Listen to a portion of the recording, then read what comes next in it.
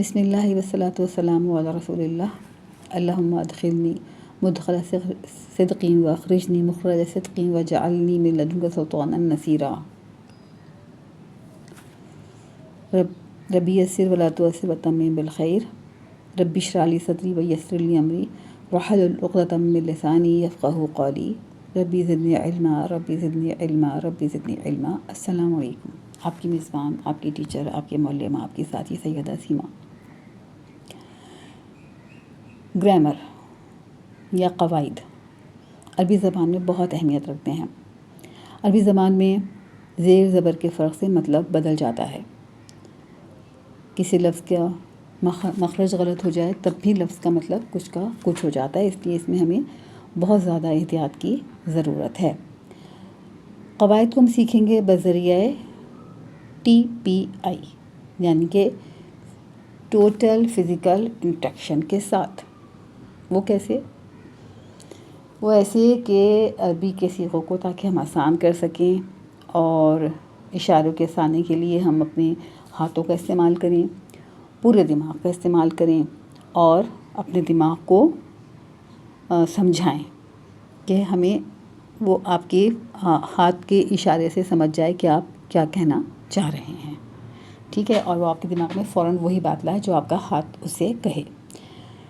تو اس کے لیے ہم کہیں گے کہ ہم کانوں سے سنتے ہیں، آنکھوں سے دیکھتے ہیں، دماغ سے سوچتے ہیں، آواز ہماری ایک دوسرے تک پیغام پہنچاتی ہے یعنی ہم بولتے ہیں، ہاتھ ہمیں مختلف چیزوں کی اسٹرینتھ بتاتے ہیں، اس کی نرماہٹ بتاتے ہیں، لیکن وہ ساتھ ساتھ اشاروں کا کام بھی کرتے ہیں.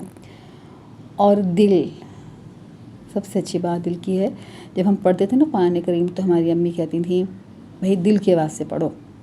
یہ کیا اتنی ہلکی ہلکی آواز میں پڑھ رہے ہو؟ تو دل کی آواز، تو دل سے کرنا ہے ہر کام اور پھر آپس میں مل جل کر کرنا ہے.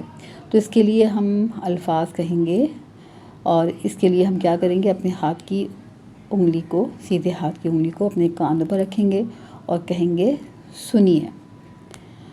آنکھوں پر رکھیں گے. اچھا، میں بصارت جو محروم ساتھی ہیں ان کی دل کی آنکھیں روشن ہوتی ہیں، لیکن وہ ہاتھ آنکھوں پہ ہی رکھیں گے اور کہیں گے دیکھیے. دماغ پہ رکھیں گے یعنی کان کی کنپٹی پہ رکھیں گے اور کہیں گے سوچیے. ہونٹ پہ رکھیں گے اور کہیں گے بولیے. اور دل پہ ہاتھ رکھ کے کہیں گے دل سے کیجیے اور پھر دونوں ہاتھوں کو ملا کر باہم کہیں گے مل کر کیجیے. اب اس کو ہم جلدی سے کہتے ہیں سنیے، دیکھیے، سوچیے، بولیے، بتائیے، دل سے کیجیے، مل کر کیجیے. ٹھیک ہے جی. تو اس طرح ہم اپنے گرامر کا آغاز کریں گے. یوں تو عربی زبان میں 14 صیغے ہوتے ہیں نا گرامر میں پروناؤن کے. جیسے نام کی جگہ جو لفظ استعمال ہوتا ہے اسے اردو میں ضمیر کہتے ہیں، عربی میں بھی ضمیر کہتے ہیں. انگلش میں ناؤن کی جگہ جو یوز ہوتا ہے اسے پروناؤن کہتے ہیں. ٹھیک ہے. تو ہم ویسے تو عربی میں ضمائر جو ہیں وہ 14 ہیں، لیکن ہم 14 کے 14 ابھی نہیں سیکھیں گے، بلکہ ہم وہ الفاظ زیادہ سیکھیں گے جو قرآن میں زیادہ آئے ہیں. تو ابھی ہم اس میں 6 الفاظ سیکھیں گے جو قرآن میں بہت زیادہ بار آئے ہیں. اس سبق میں ہم صرف 6 الفاظ سیکھیں گے جو ضمائر ہوں گے اور ہی شی کی جگہ استعمال ہونے والے ہوں گے. ٹھیک ہے. اس کو کہتے ہیں ضمیر منفصل، ڈیٹیچڈ ضمیر. ٹھیک ہے. ضمیر منفصل یعنی یہ والی ضمیر کبھی بھی اسم یا فعل کے ساتھ جڑ کر نہیں آتی، بلکہ یہ ہمیشہ سے الگ آتی ہے، ہمیشہ الگ ہوتی ہے. اور اس کو مرفوع بھی کہتے ہیں. اب یہ مرفوع کیا ہوتا ہے یہ ہم آپ کو آگے چل کر بتائیں گے. ٹھیک ہے. بس یاد رکھیے گا کہ یہ مرفوع ضمائر کہلاتی ہیں. تو اس میں ہم صرف 6 ضمائر سیکھیں گے. اور اس ضمائر کو سکھانے سے پہلے میں یہ بتاؤں کہ عربی میں اور اردو میں تھوڑا سا فرق ہے. اردو میں واحد اور جمع ہوتا ہے، یعنی ایک ہوگا اور دو سے زیادہ کو ہم جمع کہیں گے. جبکہ عربی میں ایسا نہیں ہوتا. عربی میں ایک ہوتا ہے، پھر دو ہوتے ہیں، اور پھر دو سے زیادہ ہوتے ہیں. تو ایک کے اب ہم یہ ابھی جو یہاں سیکھیں گے وہ ہم ایک سیکھیں گے اور دو سے زیادہ کا سیکھیں گے، یعنی بیچ والا کالم یعنی دو والا کالم اب ابھی نہیں کریں گے. ٹھیک ہے. اسی طرح عربی میں مذکر اور مؤنث کا بھی ہوتا ہے کہ مذکر علیحدہ ہوتا ہے اور مؤنث علیحدہ ہوتا ہے. تو مذکر میں بھی دو چیزیں ہوتی ہیں، مذکر غائب ہوتا ہے اور مذکر حاضر بھی ہوتا ہے. مؤنث غائب ہوتا ہے اور مؤنث حاضر بھی ہوتا ہے. ٹھیک ہے. تو ہم جو کریں گے وہ ابھی مذکر غائب کریں گے، مذکر حاضر کریں گے، اور جو بولنے والا اسپیکر ہے یعنی متکلم جسے ہم کہتے ہیں ہم وہ کریں گے. امید ہے آپ کو میری بات سمجھ میں آ رہی ہوگی، اور مزید آپ کو سمجھ میں آئے گا جب ہم گرامر کا یہ رول پڑھ لیں گے اور اس کو فالو کرتے ہیں. ٹھیک ہے. تو پہلے تو آپ یہ لفظ سیکھ لیجئے، ہوا، ہم، انتا، انا، انتم، نحن. یہ 6 الفاظ ہو گئے.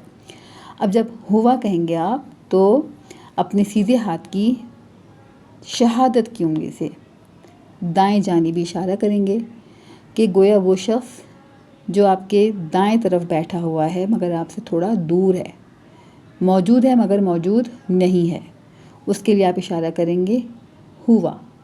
وہ ایک مرد، اور یہ غائب کا صیغہ ہے. ٹھیک ہے. وہ ایک مرد کمرے سے باہر موجود ہے، کمرے کے اندر دور بیٹھا ہوا ہے، یا گھر سے باہر موجود ہے.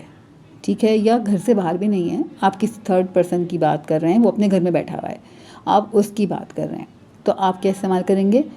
ہوا. اور اس کے لیے آپ اپنے سیدھے ہاتھ کی شہادت کی انگلی کو سیدھی طرف ہی کریں گے اور کہیں گے ہوا، یعنی وہ ایک مرد، وہ ایک مرد. ہم کے لیے آپ 4 انگلیاں ملائیں گے اور سیدھے ہاتھ کی طرف ہی اشارہ کریں گے، سیدھے ہاتھ کی ہی 4 انگلیاں ہوں گی، اور آپ کہیں گے ہم.